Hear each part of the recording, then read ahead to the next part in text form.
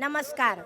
छत्रपती शिवाजी महाराज फुले शाहू आंबेडकरांना स्मरून व्यासपीठावरील सर्व मान्यवर, आदरणीय शरदचंद्रजी पवार साहेब, थोरात साहेब व सर्व राष्ट्रवादी शरदचंद्र पवार गटाचे पदाधिकारी, महाविकास आघाडीचे सर्व, उद्धव ठाकरे शिवसेना गटाचे, काँग्रेसचे सर्व व्यासपीठावरील मान्यवर आणि इथे जमलेले माझ्या बंधू भगिनींनो, आज मी आपणापुढे शिर्डी विधानसभा मतदारसंघातील महाविकास आघाडीची अधिकृत काँग्रेस पक्षाची उमेदवार म्हणून उभी आहे.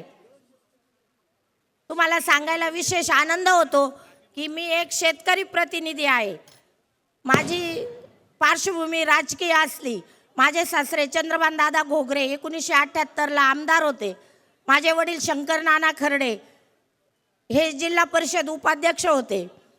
पहिल्यापासून आम्ही पवार साहेबांचे कार्यकर्ते, दादांचा, नानांचा, डॉक्टर अण्णासाहेब शिंदे, यशवंतरावजी चव्हाण, गोविंदरावजी आदिक हे सर्व लहानपणापासून आमच्याकडं येणं असल्यामुळं शेतीविषयी डॉक्टर अण्णासाहेब शिंदेंमुळं मला आवड निर्माण झाली. दुग्ध व्यवसाय कसा करावा हे मी त्यांच्याकडून शिकले. अशा पद्धतीने लहानपणापासून मला शेतीचं बाळकडू मिळालं. पुढे मी शेतकरी संघटनेमार्फत लोकांचे जे शेतकऱ्यांचे प्रश्न हे सोडवण्यासाठी मी दुधाच्या भावाच्या संदर्भात, सोयाबीनच्या भावाच्या संदर्भात, ऊसाच्या संदर्भात, पीक विम्याच्या संदर्भात आंदोलने केले. गणेश कारखान्याच्या माध्यमातून आज एक गृहिणी सर्वांसमोर आली. गणेश कारखान्याच्या वेळी मी केलेली भाषणे किंवा मी दिलेली साथ ऐकून माननीय थोरात साहेबांच्या आशीर्वादाने व कोल्हेंच्या सहकार्याने आपण गणेश सहकारी साखर कारखाना घेतला आणि तिथून पुढे या प्रभावती घोगरेची राजकीय वाटचाल सुरू झाली. आज शिर्डी मतदारसंघामध्ये खूप प्रश्न प्रलंबित आहे. आज शेतकरी आपल्या इकडे नगर जिल्ह्यामध्ये शिर्डी मतदारसंघामध्ये सगळ्यात मोठा दुग्ध व्यवसाय आहे. आज दुग्ध व्यवसाय पूर्ण रसातळाला गेलेला आहे. शेतकरी पूर्ण खचलेला आहे. कुठल्याही पिकाला शाश्वत भाव नाही. सोयाबीन असेल, ऊस असेल, कपाशी असेल, कांदा असेल, अशा पद्धतीने जेव्हा मी हे सगळं चित्र पाहिलं, खूप विदारक चित्र आहे. म्हणून मी निर्णय घेतला की 30 वर्षापासून ज्या मतदारसंघाचं प्रतिनिधित्व करतात, 50 वर्षापासून ज्यांच्यावर लोकांनी विश्वास ठेवला, त्यांनी हेतू पुरस्कार रीतीने शेतकऱ्यांकडे दुर्लक्ष केलं. मला वाटलं होतं की आपल्या भागातील दुग्ध विकास मंत्री असल्यामुळं आपले दुधाचे भाव 45 रुपये होतील, परंतु तसं काहीही झालं नाही. म्हणून आज एक शेतकरी मुलगी, शेतकरी गृहिणी त्यांच्या विरोधात उभी आहे. शिर्डी मतदारसंघातील असंख्य प्रश्न प्रलंबित आहेत. आपल्या निळवंडेच्या पाण्याचा प्रश्न प्रचाराच्या निमित्ताने माझं ग्रामीण भागातील आडगाव, केलवड, गोगलगाव व सावळीवीर, एकुरखे या भागात फिरणं झालं. अतिशय त्या भागात कुठेही पाणी आलेलं नाही, कुठेही चाऱ्या झालेल्या नाही. शेतकऱ्यांचे इतके भीषण प्रश्न आहे की बस शेतकरी हा पूर्ण देशोधडीला लागलेला आहे. म्हणजे निळवंडेचे पाणी असन, गोदावरीच्या कालव्याचे पाणी असन, ते शेतकऱ्यांपर्यंत पोचले नाही. शिर्डी संस्थांच्या बाबतीत मी म्हणेल, तिथल्या कर्मचाऱ्यांचेही प्रश्न इतके प्रलंबित आहे.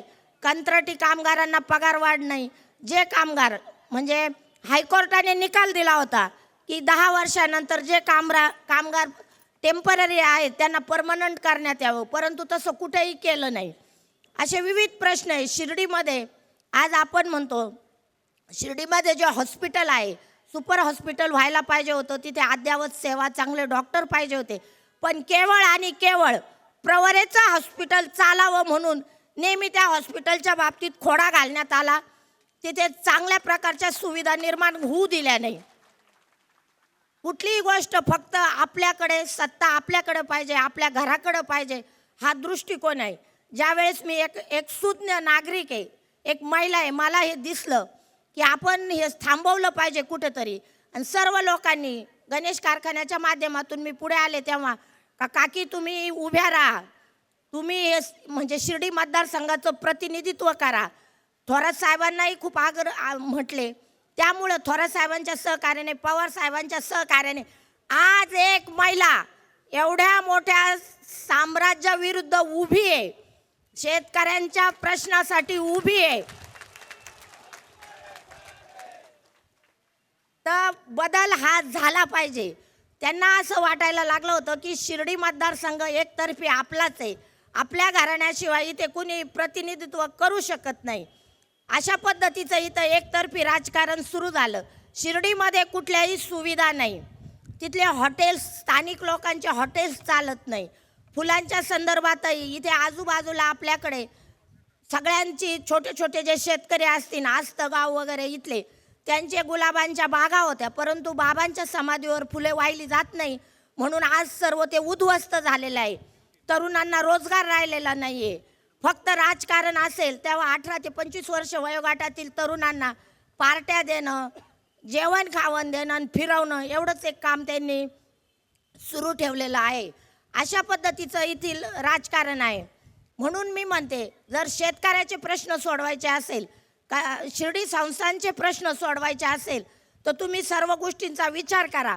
सर्व शेतकरी बांधवांना माझे म्हणणे आहे, आपल्या नगर मनमाड रोडवर आतापर्यंत किती बळी गेलेले आहेत, किती वेळा 50 वर्षापासून हे चालू आहे नगर मनमाडचं काम, किती वेळा ठेकेदार पळून गेले आणि कुणी आंदोलनं केली. आता मध्यंतरी राहुरी भागात झाले होते, हे म्हणतात आमची मीटिंग झाली, आमची चर्चा झाली, आमचं बोलणं झालं, परंतु वास्तविकता काहीच नाही. म्हणजे हेच जबाबदार आहे नगर मनमाड होऊ न देण्याला, यांचा मोठा हात आहे. सगळ्यात प्रथम सर्व नागरिकांनी लक्षात घ्या की शेतकरी, नागरिक, मतदार कसा लाचार राहिला पाहिजे, म्हणजे तो आपल्या पायाशी राहील, एवढंच एक त्यांचं धोरण आहे. कुठलंही त्यांचं तसं धोरण नाही. पवार साहेबांना मी लहानपणापासून ओळखते, नानांकडे येणे असायचे. आज आपली 70 कोटीची त्यांनी कर्जमाफी केली. राहुरी कृषी विद्यापीठात शेतकऱ्यांसाठी NDDB आणले. खूप मांजरीलाही ऊस उत्पादकांसाठी वेगवेगळ्या व्हरायटी आहे. शेतकऱ्यांसाठी त्यांचं काम खूप मोठं आहे, म्हणूनच त्यांना जाणता राजा म्हणतात. आजही ते इतके खंबीरपणे उभे. साहेब, माझ्यावर जेव्हा असं प्रसंग आला की एवढ्या मोठ्या दहशतवादी दडपशाहीच्या विरुद्ध तुम्ही एका महिलेने उभं राहायचं, मी तुमचा आदर्श घेते. साहेबांनी ज्यांना ज्यांना मोठं केलं, कुणी सोडून गेले, कुणी निघून गेले, पण साहेब काही खचले नाही. लोकांनी त्यांना परत इतकी मोठी स्फूर्ती दिली. अशा पद्धतीने मी त्यांचा आदर्श घेते. आणि मला सर्व शेतकरी बांधवांना म्हणायचं आहे की आपण इतके स्वतःला, आपल्याला बळीराजा म्हटलं जातं, आपण कणखर आहोत. बळीराजाचे किती दिवस हे बळी घेणार, ऊन वारा पाऊस, त्याला आपण खचत नाही. आणि या दहशतवादाला आणि दडपशाहीला तुम्ही काय खचता. साहेब, इथं मतदारसंघात आता इतकं चालू आहे, आमचे फ्लेक्स लावू दिले जात नाही, त्याला मान्यता मिळत नाही. म्हणजे महसूल मंत्री आहे, 30 वर्षापासून सगळा मतदारसंघ कमीत कमी नावाने ओळखतो, पण जागोजागी 200 मीटरवर फ्लेक्स लावलेलं आहे. कुणी आमच्याबरोबर फोटो काढत नाही, कुणी बोलत नाही. अशा प्रकारचं दहशतीचं वातावरण या मतदारसंघात आहे. प्रथमतः मी तुम्हाला सर्वांना सांगते, एक शेतकरी महिला पवार साहेबांच्या आशीर्वादाने, थोरात साहेबांच्या सहकार्याने, उद्धव ठाकरे साहेबांच्या सहकार्याने आज एवढी मोठी लढाई लढत आहे शेतकऱ्यांसाठी. मला जर तुम्ही मतदान केलं, निवडून दिलं, तर विधानसभेत मी नक्कीच तुमच्यासाठी, तुमच्या हक्कासाठी साहेबांकडे आग्रह धरील. साहेब, निळवंड्याचं पाणी, साहेब 50 वर्षापासून लोक ताणलेले, मला राजकारण एवढं कळत नाही. पिचड साहेबांनी, थोरात साहेबांनी ते तिथपर्यंत पाणी आणलं, पण पुढे मी आडगाव, पिंपरी, एकुर्खे फिरले. अतिशय वाळवंटी भाग आहे. तुम्ही माझ्या वतीनं सर्व मतदारांना शाश्वती द्या का घोगरे ताई, तुम्ही निवडून आल्यानंतर निळवंड्याच्या पाण्याचा पहिला प्रश्न सोडवतात. आज सर्व शेतकरी मला म्हणतात का घोगरेताई काय करणार आहे. मी म्हटलं, घोगरेताई व्यक्तिगत विकास नाही करणार, घोगरेताईला व्यक्तिगत संस्था निर्माण नाही करायच्या, घोगरेताई स्वतःचे कॉलेजेस नाही काढणार, फक्त घोगरेताई तुमच्यासाठी जगणार.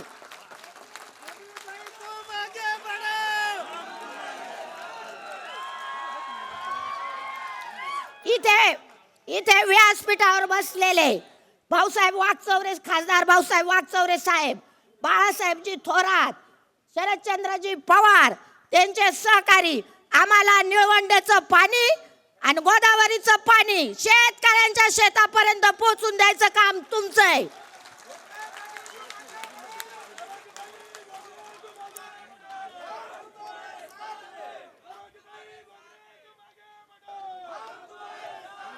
साहेब, शेतकऱ्यांच्या काहीच मागण्या नसतात. शेतकऱ्याची फक्त मागणी असते पाणी आणि वीज, या दोनच गोष्टी, आणि रस्ते. याच्या व्यतिरिक्त काय नाही. आमच्या दुधाला जर भाव मिळाला, आम्हाला तुमचे 1,500 रुपये नको, तुमचं अनुदान नको, तुमचं दुष्काळग्रस्त काहीच नको. आम्ही जर सदन झालो तर आम्ही तुमच्या दारात कशाला येऊ? फक्त आम्हाला सदन करा तुम्ही, फक्त एवढा शब्द द्या. तेच म्हणतात घोगरेताईचं काय विजन आहे? घोगरेताईचं विजन आहे सर्व मतदारांसाठी लढणे आणि त्यांना मोठं करणे. आज आपल्याला अन्नदाता म्हणतात, पण आपण याचक झालेलो आहोत. आज आपल्याला बळीराजा म्हणतात, पण आपला बळी दिला जातोय. म्हणजे अशा पद्धतीचं या शिर्डी मतदारसंघाचं राजकारण आहे. शिर्डी संस्थांचा प्रश्न असेल, पहिलं प्राधान्य मी निळवंड्याच्या पाण्याला देणार, दुसरं आपल्या शेती दुधाच्या भावाला. उद्धव ठाकरे साहेब, पवार साहेब, थोरात साहेब यांच्याकडे मी इतका हट्ट करणार का साहेब हा हिशोब जुळून द्या आणि आमच्या दुधाचा भाव 45 रुपये करा.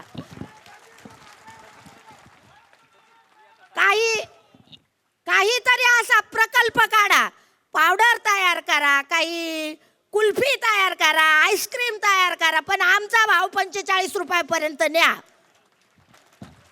ज्याचं 100 लिटर दूध आहे 25 रुपयाने, त्याला 20 रुपये रोजचा घाटा आहे, 2,000 रुपये कमी मिळतात. पहिले सगळ्या शेतीच्या भावासंदर्भात जेव्हा शेतकरी सदन होईल तेव्हा महाराष्ट्र सदन होईल. ह्या गोष्टी आहेत. नगर मनमाडच्या बाबतीत आता मला बोलायला नको, खूप वक्ते आहेत, ते हळूहळू आपण करू. ते तर सगळं करणार आहे. जेवढे शिर्डी मतदारसंघातील प्रलंबित प्रश्न आहे ते फक्त मार्गी लावण्यासाठी मी उभी आहे. या परिसरातील माझा दांडगा अभ्यास आहे.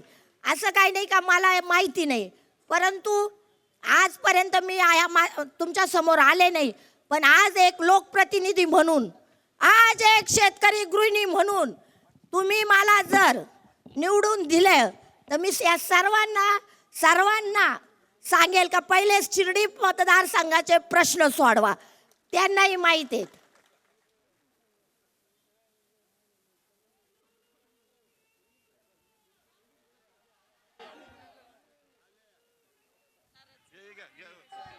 साहेब म्हटले, पण असं आहे, तुम्ही असं म्हणलात की मला निवडून दिलं तर मी हे प्रश्न सोडले.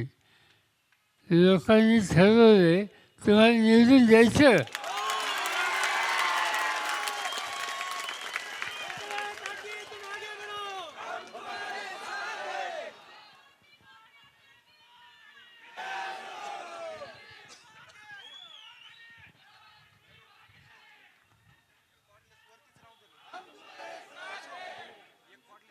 साहेबांनी आताच सांगितलं, मला जर तुम्ही सर्वांनी मतदानाच्या रूपाने विधानसभेत पाठवलं तर मी तुमचे प्रश्न सोडवायला बांधिले.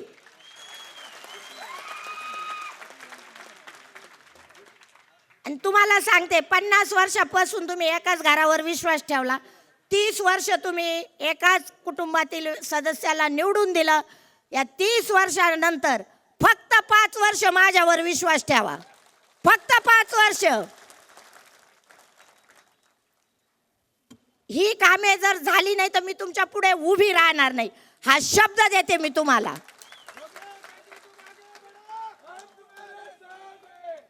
तेव्हा तुम्ही सर्व मतदार आज मोठ्या संख्येने उपस्थित आहात. साहेबांना मी सांगितलं की आपल्या मतदारसंघातील समस्या काय आहे. पहिला निळवंड्याच्या पाण्याचा प्रश्न आहे, शिर्डी मतदारसंघातील शिर्डी संस्थांमधील कामगारांचा प्रश्न आहे मोठ्या प्रमाणावर. इथे नवीन काही उद्योग नसल्यामुळं बहुतेक तरुण हे बेरोजगार आहेत. खूप म्हणजे अशा रस्त्यांचे प्रश्न आहे, ग्रामीण भागातील विजेचे प्रश्न आहे, अशा अनेक समस्या आहे.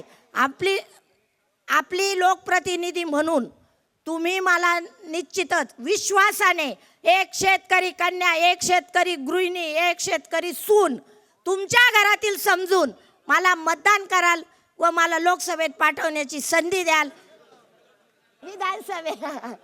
विधानसभेत पाठवण्याची संधी द्याल. एवढे बोलून मी माझे 2 शब्द संपवते. जय हिंद, जय महाराष्ट्र. धन्यवाद ताई.